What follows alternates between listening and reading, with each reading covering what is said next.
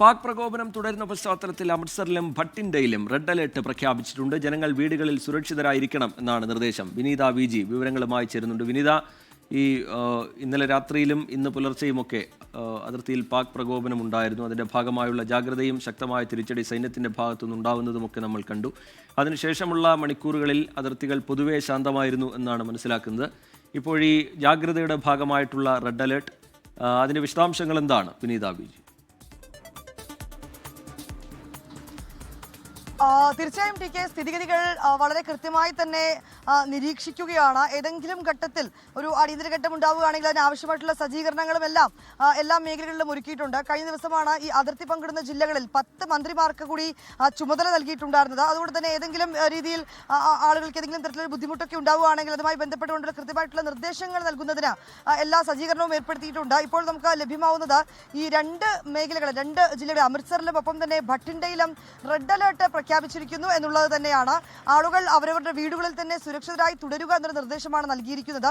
Siren മുഴുകുകയാണെങ്കിൽ നേരത്തെ നൽകിയിരിക്കുന്ന നിർദ്ദേശങ്ങളൊക്കെ തന്നെ വളരെ കൃത്യമായി പാലിക്കണം എന്നൊരു നിർദ്ദേശം കൂടിയാണ് ഇപ്പോൾ വന്നിരിക്കുന്നത്. ഒപ്പം തന്നെ നമുക്ക് ലഭ്യമാവുന്ന മറ്റൊരു വിവരം, ഈ പഞ്ചാബിൽ ആന്റി ഡ്രോൺ സിസ്റ്റം വാങ്ങാൻ കൂടി തീരുമാനിച്ചിരിക്കുകയാണ്. 9 ആന്റി ഡ്രോൺ സിസ്റ്റമാണ് വാങ്ങുക. ഇതിന് മന്ത്രിസഭ തീരുമാനം അംഗീകരിച്ചിരിക്കുകയാണ്.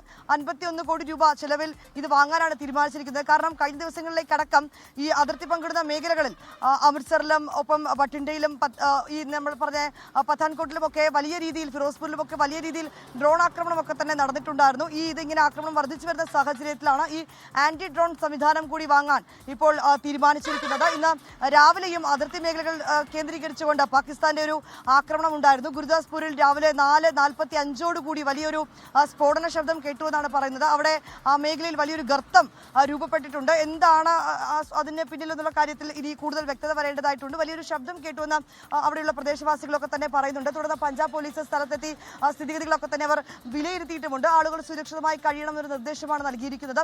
അമൃത്സറിലും സമാനമായിട്ടുള്ളൊരു ആക്രമണത്തിന് സാധ്യതയുണ്ടായതായ ചില റിപ്പോർട്ടുകൾ കൂടി ആദ്യഘട്ടത്തിൽ നമുക്ക് ലഭ്യമായിട്ടുണ്ടായിരുന്നു. ഇത് കൂടാതെ പത്താൻകോട്ടിലും രാവിലെ ഏതാണ്ട് ഒരു 5 മണിയോടുകൂടി വലിയൊരു ശബ്ദം കേട്ടുവെന്ന റിപ്പോർട്ട് വന്നിട്ടുണ്ടായിരുന്നു. അതിന് പിന്നാലെയാണ് വലിയ ജാഗ്രതാ നിർദ്ദേശങ്ങൾ നൽകിയിരിക്കുന്നത്. അതിർത്തിയിലടക്കം ഈ പാകിസ്ഥാനുമായി അതിർത്തി പങ്കിടുന്ന എല്ലാ മേഖലകളിലും എല്ലാ ജില്ലകളിലും വലിയ ജാഗ്രതാ നിർദ്ദേശം ഇപ്പോഴും തുടരുകയാണ്.